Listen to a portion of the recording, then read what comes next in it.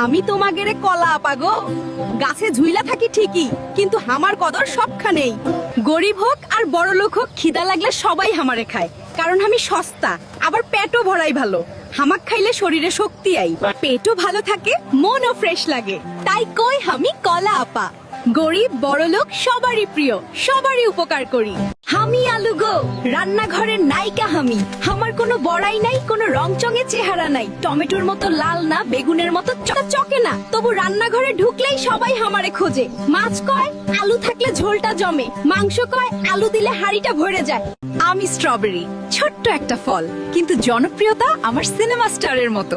আমাকে দেখলেই মানুষ বলে, ওহ কি সুন্দর। কি লাল, কিন্তু শুধু রূপ না, আমার আছে আসল গুণ, ভিটামিন সি ভরা। আমি শরীরকে রাখি ফিট আর মনকে করি ফ্রেশ। আমি তালগো, আমার মধ্যে আছে প্রাকৃতিক মধুমুখর স্বাদ গো। খেলে মন হবে চমৎকার, শরীরের জন্য ফাইবার আর খনিজ দিয়ে ভরপুর, হজমও ভালো হবি।